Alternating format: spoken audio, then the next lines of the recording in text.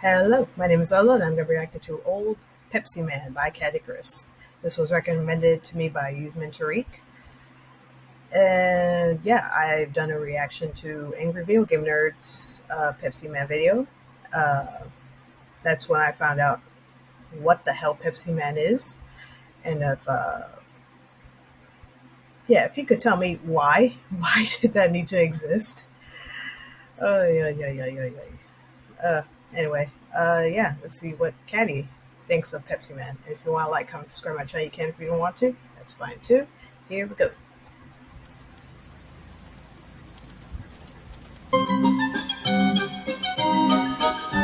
This video has been very kindly sponsored today by Cove Audio, and let me tell you, with their speakers being as good as this, you'll be able to hear crisp and bassy tunes all the way to the other end of a cove. I'm so sorry, that was a terrible pun. But in all seriousness, I was sent this portable Cove commuter speaker a few months back, and I've been in love with it since the day that I opened it. And as the name suggests, it's perfect for those who commute a lot and do a lot of travelling. Which I do, isn't that lucky? It's got a fantastic design, mixing digital touch and swipe systems with analog dials for volume. It's got a 3.5mm aux cable output, as well as Bluetooth for phones, tablets and computers. And my favourite thing about it? The subwoofer. I love me a bit of bass. Here is the same scary clown waltz from earlier, but with extra bass. Even better, you could actually take this Cove speaker to a real cove, because not only does it last 8 hours on a single charge, but it's also water resistant, so a few splashes from the ocean isn't going to bother it too much. I would demonstrate this, but I live in the UK, and if you've seen our beaches, you know they look like waste disposal. I suppose I could show you me driving along with it, since it does fit nicely in a cup holder, and even better, you won't get pulled over for drinking and driving, because it isn't a drink. If you want to check out this great bit of kit right now, then head to the description below to coveaudio.com/Caddy65. It's like Caddicarus, but without the Carus. And by using the discount code Caddy65, you'll be able to get yourself 65% off of this thing. That is an absolute steal as far as I'm concerned. Be warned though, it does have a built-in mic, which is cool and all, but don't start taking private calls with it, alright? Yeah, Mum sent your baby blanket in the post. Did you receive it okay? Shut up, sis! Jesus.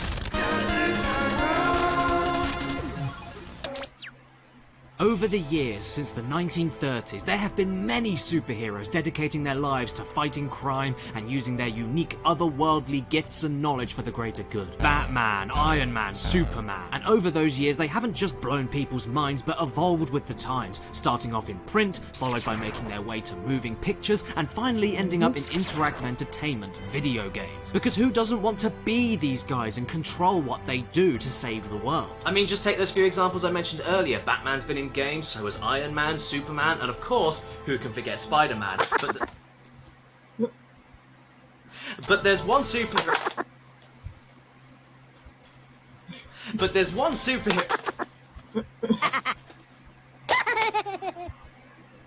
Stop it. But there's one super. Okay, cut it out, Spider-Man. We get it. You've been in lots of games. We're very, very proud of you. Now, please get out. Fine, I will. What the?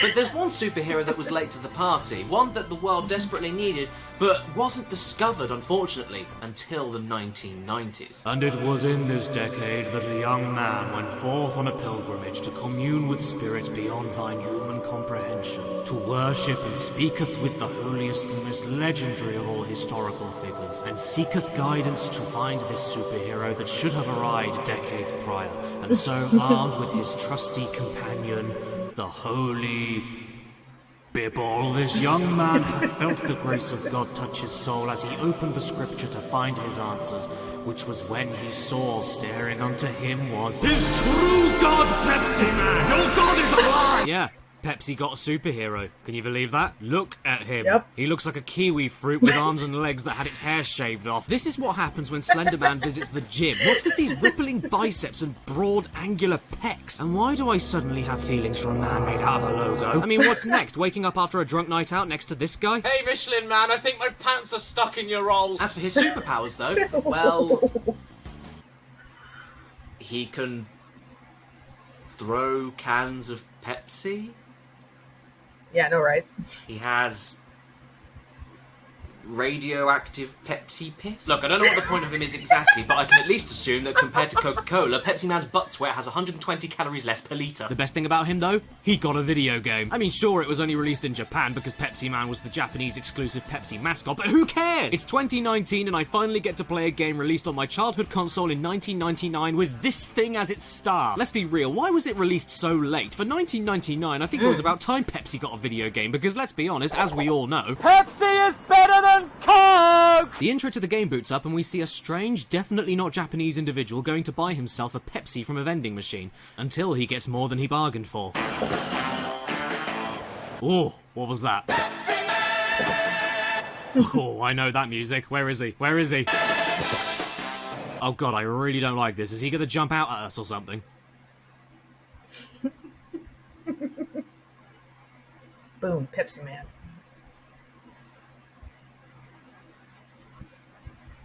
No, he isn't. Oh lord, he's coming for us! Christ, what is with Pepsi Man dashing for the camera surrounded by this black void? This is worse than Nightmare Creatures and the game hasn't even started yet. Now this is what you call a menu. I mean, what? This game came out in 1999 and they couldn't think of anything more interesting? Just a silent list of options with a poorly rendered can of Pepsi spinning in the back? I know it's PS1, so I can't be that judgmental, but I've seen better graphical effects on some of the worst games ever made on the system, like Rascal. And I mean, there's nothing else on the screen. It's not like the PS1 is working overtime. It could look a little bit better. After hitting the game start command, we then cut back to this guy we saw in the first FMV sequence who nearly ingested Pepsi Man right into his gullet. He's a recurring character, believe it or not. And I really think he needs some help. Hey, let's start the game! You know, I'm so glad that a big, random, sweaty American guy in my Japanese exclusive PS1 game about a faceless, muscly tin man representing Pepsi told me that the game could start. Why are we waiting on his permission? Okay, so we're about to find out our first mission of the game. Here we go. I got a call that a vending machine ahead ran out of Pepsi, but I got a flat tire. There are a bunch of people gathered in front of the vending machine, and the word is that they're just about to riot. Yes, you heard him correctly. We have to deliver Pepsi to the town before they riot and probably die of Pepsi thirst because a vending machine service truck tire is flat. It's not exactly saving the world, I know, but it's a good start. I mean, what's the point of living if you can't drink Pepsi? And listen to the desperation in his voice. This guy is worried sick. They're just about to riot. I haven't heard that much squeaking in someone's throat since Scooby-Doo got snipped. We nod our head in agreement and immediately the game starts. Whoa, what? Whoa, hang on, give me a second. Hey, stop! Pepsi Man, slow down! Why can't you stop running? You're gonna run into— Time out. Let's calm down for a second. I have a handful of questions about this. And a Pepsi in the other hand. So let me get this straight. If Pepsi vending machines are drying out and nobody is able to buy some without the threat of a riot, why don't they just take the free cans of Pepsi lying in the middle of the street? They're everywhere. Actually, how is there a Pepsi shortage in the first place when there are giant trucks everywhere carrying literally nothing but Pepsi? And even without that, how could they be so bad at keeping stock up when there's an outright spam amount of Pepsi advertising in pavement signs all over the place and walls made out of Pepsi? In fact, when it comes to the age-old debate of Pepsi versus Coca-Cola, I'm not even sure Pepsi themselves prefer Pepsi because every single citizen and labour worker of this fine city is going out of their way to try and stop you. They don't want Pepsi, Pepsi Man, go home! Even better than all of this is that when he gets to the first empty vending machine, not only was I convinced from his standing position that he was going to wee Pepsi into it, but then the cheeky bastard decides to take a goddamn can from the vending machine he's supposed to be filling up. Aren't you made of Pepsi? Why do you get to drink the last ones available? And furthermore, why isn't Pepsi Man actually helping anyone? All he seems to do is ransack and pillage everybody's houses and steal their council's belongings, all so that he can just stand there looking proud of himself. And then, in the cruelest twist of fate,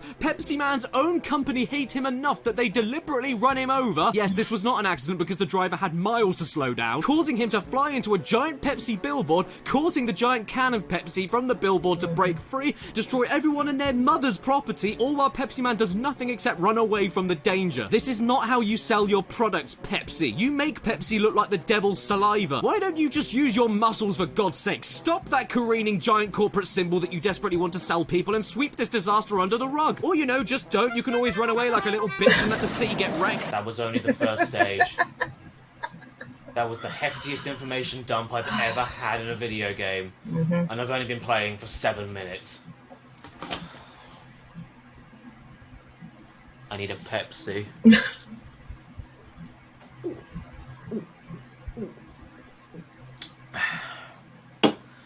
Let's calm down and take a step back, okay? Pepsi and hamburgers. Delicious and healthful. What the fuck? Okay, so right, PEPSIMAN on PS1 is a game where no matter how much you try, you can't stop moving. And that's because it's a runner game. I'm sure you've all played something like this before on your phones. Sonic Dash, Temple Run, that kind of thing. This is essentially those games before they existed. All you do is let PEPSIMAN run automatically away from the screen while you have to guide him around everything by jumping, sliding, speeding up, which allows you to do longer jumps, and slowing down. That's all you do in the game. And that's not necessarily a bad thing. I mean, Temple Run is one of my favourite iOS games of all time. Simplicity can be all you need as long as it's designed well. All the while, you're avoiding all sorts of various hazards like pits, other people, the worst furniture moving company in the world, and even water itself. Water? Who needs that? I've got Pepsi. My blood is made of diabetes. I mean, what you see is what you get here. You anticipate the hazard, then slow down, speed up, jump or slide accordingly. Don't get hit too many times because you only have a few hits in you before losing a life, and try not to take too long, otherwise you run out of time before reaching the end of the stage. This is the whole game, start to end. Not bad, once again, but get used to it because that's all you're going to be doing. And you know, I'm so sorry, I'm still wound up on the design of this thing. Are you seriously telling me you can imagine this thing with no face galloping towards you to save the day? I think someone's watching me. I'll save you! Oh, like it or lump it, I guess he is our saviour after all, so how else does he save the day other than by refilling Pepsi vending machines? Well, he ends up stopping a riot with Pepsi, that's one thing, which they apparently seem to be still doing to this day. He fixes an entire computer infrastructure with Pepsi, which is funny because usually this happens. And in another stage, he hears that some poor defenceless people have escaped an office building fire and are stuck on top of the roof until the rescue services can get there. They're exhausted, dehydrated, scared for their lives, and so instead of doing anything useful, the emergency response team sends in a faceless man in a skin-tight morph suit to sprint towards them and give them Pepsi, which, taking a step back, took me much longer to do than it would have taken for any ambulance helicopter to get there. It gets worse than that too. How about this bit when you have an even worse situation? A plane crash in a desert. Surviving passengers even more tired, more afraid for their lives, even more dehydrated in the scorching heat and lost in the middle of a vast endless sea of sand. But the response team doesn't bother sending water to them so that they can, you know, stay alive, and instead ask PEPSIMAN to charge full speed towards them with lots of Pepsi, which I'm pretty sure will dehydrate them even more and most likely forever associate Pepsi with the premature deaths of plane crash survivors. This whole game is the worst marketing strategy I've ever seen. Towards the end of the game, look at the utter chaos that ensues over this bloody fizzy beverage. People are losing their lives and their homes right now, all because of Pepsi and how badly they've been distributing it to their customers. Why the hell am I rescuing you if you keep throwing minecarts and boulders at me? Do you want me to save you or not? Is this whole game trying to paint Pepsi as something so addictive that a city built around it will drive the populace into a crack-like trance and cause pandemonium if they don't get their fix? Or is this game a metaphor to the fact that no matter what you throw at it and whatever you do to try and stop it, Pepsi will always find you in the end? You can never escape Pepsi. No. It's just crap. These chasing parts when you're dashing towards the screen can seriously suck on my toes. They appear at the end of every single stage, and I'm not kidding, are practically impossible without memorizing exactly what will happen. The camera is way too close to give you absolutely no indication on what's ahead or time to react. The obstacles and trip-ups are spat all over the road and come at you way too fast, and you only have 3 hits. 3 mistakes to make before you die and need to start over. Oh, come on, I was right there! These parts require such a degree of surgical precision to get right that I'm convinced it would be easier to study actual surgery. In fact, why am I doing this? What's the point of wasting my life playing this? I could be learning to become a surgeon. I could be an F1 driver. I could be the back end of a pantomime donkey. Hell, I could even be the patient of the surgeon. I mean, just take a look at this part. Not only does it begin with rampaging bulls that you think will chase you, but then leaves you stuck with sentient wooden planks, but even worse, some logs come out and roll towards you, which is murder for your eyes with all this confusing garbled mess of 3D models spinning around. And then, yes, it gets even worse, more logs then start appearing from the top that bounce towards you, meaning that if you jump over some of the rolling logs, there's a high chance that you'll be immediately smacked by a bouncing one coming right up behind you, which is impossible to predict or even see coming. There's absolutely no way to get by this part without trial and error, and even worse, yes, it gets worse! You do still have the 3 hits before losing a life, but in this chase, every time you get hit, you move closer to the wooden planks, which is where all the bouncing and rolling logs are appearing from. Every other chase level has obstacles coming to you from the foreground, so moving back after getting hit isn't an issue. Here, though, you get hit and you have 100% no chance to avoid them since your heels are right next to them. Oh, screw off, septic man! Come on, come on, come on, come on. I can do this, I can do this! Oh, wow. That's just beautiful. No, you hear that? That's not the soundtrack glitching out. That is just what the soundtrack is when you're doing the chasing towards the screen sections. And bearing in mind the amount of times I replayed these sections, these noises I ended up hating within about 2.5 minutes. Okay, to be fair for a second, the PEPSIMAN theme itself that you find on YouTube is downright brilliant.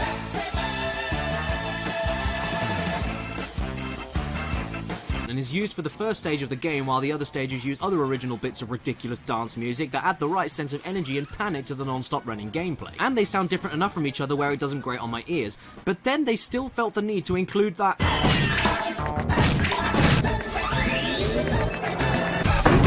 in every damn song, and to be honest, it doesn't even fit most of the time. You're just listening to a catchy beat and then it cuts out in the middle of a bar to scream PEPSIMAN at you, and the frequency of it will grate on your ears. Or they decide to add that horrible concrete jackhammer effect to it.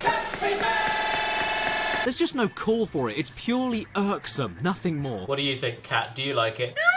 The bottom line, though, is that PEPSIMAN as a game is just like any other non-stop running game on your phone, but just not as good. Not only with those chase sequences, but even the main game itself can be finicky as all hell. The biggest gripe of mine being how speed adjustment works. You see, whenever you speed up or slow down, which the game does make you do sometimes, by the way, the timings of triggers of 3D objects on the same screen you're looking at do not adjust to your speed and assume that you're still running at them at the intended speed. Meaning that not only is the rhythm of the obstacle screwed, but also the order in which things are supposed to appear. You'll be left with game over after game over because everything, and I mean everything, will just smack you down completely out of nowhere since you'll be too busy avoiding another object that did not account for your speed. It happens all the damn time and you can't control it or predict it. Even when I knew what was going to happen depending on my speed, the game somehow tripped me up. And this is at its most noticeable when two things come at you at once. I mean, I appreciate the danger warnings, guys, but that means nothing when you're stuck between a rock and a hard place, totally unable to avoid damage because your game is shite. Also, when you slow down, you can't move left or right at all, so don't rely on it when you want to slow down and steer.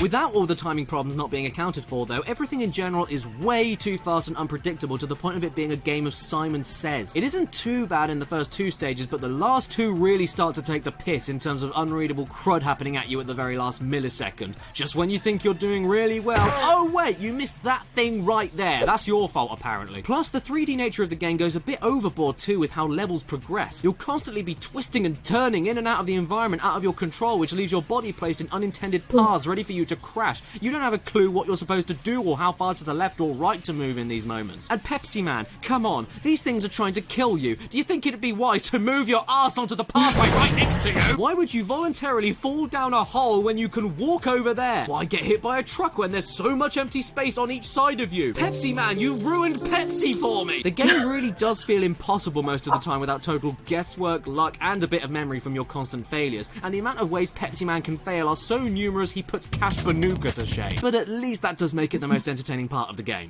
He'll be flattened, he'll smack his head on construction equipment, he'll smack into door frames, he'll skyrocket into the air, he'll trip over balcony railings and fall to the floor. That's my favourite. And the sound effects that go with them make the deaths much more enjoyable than they have any right to be. I tell you, those houses you run through in stage 1 are the perfect foreshadowing. For how sensitive these controls are and how imprecisely you can position yourself with analog sticks and D-pad alike, it just ends in calamity every single time. And then in other points of the game, the control isn't anywhere near as sensitive enough, since when you really need to move by fast-moving obstacles when stuck inside a bin or something, it takes you 5 years to turn left or right, leaving you dead against everything that's coming for you. And also, the control is inverted in these bin parts, yeah, so you better figure that out before trying and erroring a life away. Come on, PEPSIMAN, use those biceps to take the bloody bin off your head. You've been jumping everywhere throughout the whole game. Why can't you jump off of this barrel here? If you get hit once on these barrels, you lose a life straight away. No health, so isn't it just safer to leap off? Rolling around at the speed of hell. And like I said, those first two stages with the 3 acts within them, including the chase act, aren't the worst with this kind of stuff, but the last 2 stages can get outright sadistic when putting all these things together, and then decide to mess you up even more by adding extra fast and extra slow ramps to mess with your timing even more, and force you to speed up and slow down on top of that, making the random last second pop-ups appear at even more wrong times, and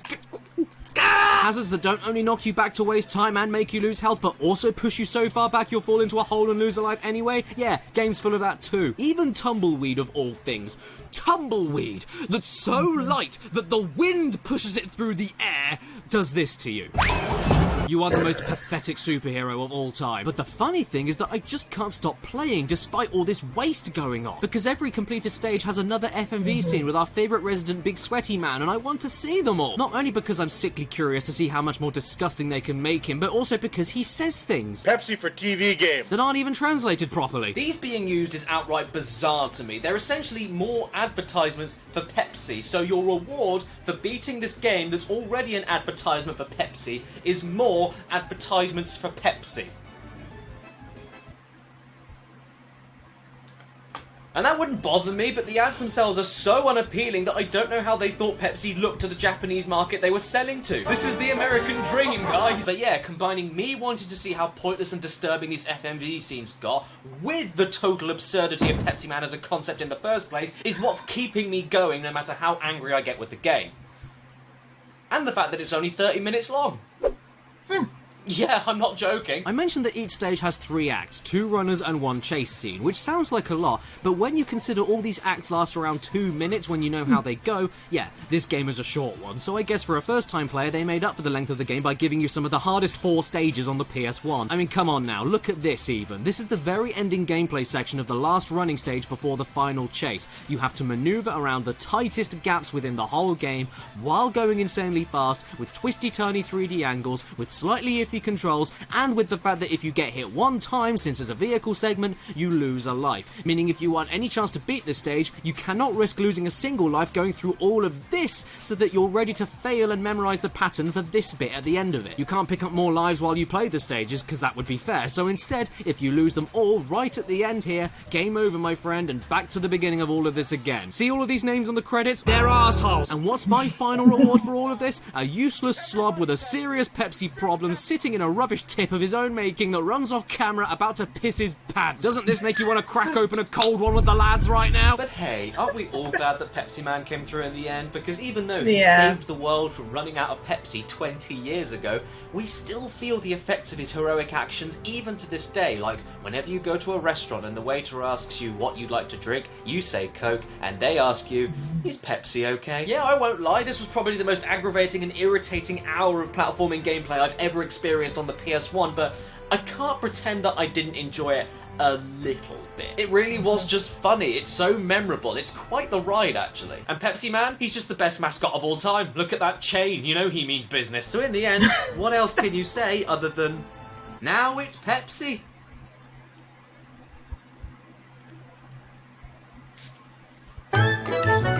Please sponsor me. Oh my god. Hey there everybody, thank you so much for watching this video until the very end. Stay tuned for the outtakes because they will be on in just a second, but first I want to ask you, how do you like this wonky camera angle? Hey, I hate it, but you can hate it with me now. You can join in with my misery. Yay! Thank you so much to all of the people on the screen right now that have supported this channel and this show via Patreon. Wouldn't be able to do it without you guys. Thank you so much. And before the outtakes, before the great name, Nico Randell, The Game Shed, Daniel Leon, Mitchell Reed, and A.D. Thornton Smith. Thank you so much, every single one of you amazing people. These being... Hey, Michelin Man, I think my pants are stuck in. No. Oh. Who's The home? kids got home. Oh. We were doing so well, now the dog's woken Yay. up. I'll save you! Oh, I fell over. Sorry. But yeah, combining me wanting to see how disturbing and pointless these FMV zines got. Feathery pillow.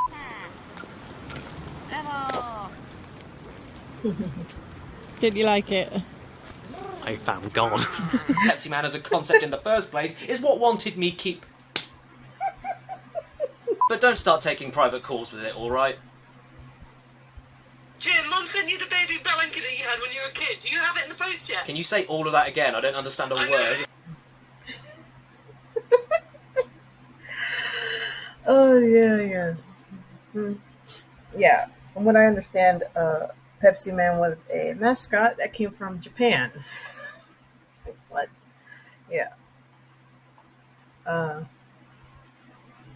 Honestly, yeah, the nerds look at Pepsi Man was funnier, but think Caddy's, was he dove into more detail about the game though,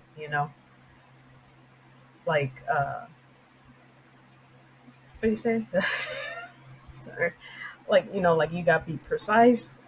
You can't, like it's hard to control, Uh, but like, yeah, like this game, man. Can you imagine if like one day we get uh like another Pepsi Man game and it's got like a whole story and plot to it? Like that would be, I gotta admit, that would be a little weird, but at the same time kind of cool. That would be hilarious. Like, oh my god, what? Like he's like, like, because in this one, like he's just stupid.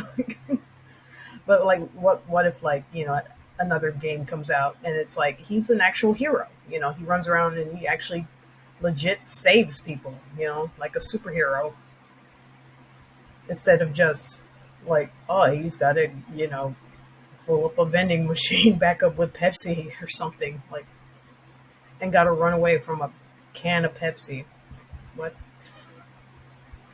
Anyway, yeah, that's it. That's my reaction to Old Pepsi Man by Caddicarus. Everyone, take care of yourselves, each other, and I'll see you in the next one. Bye.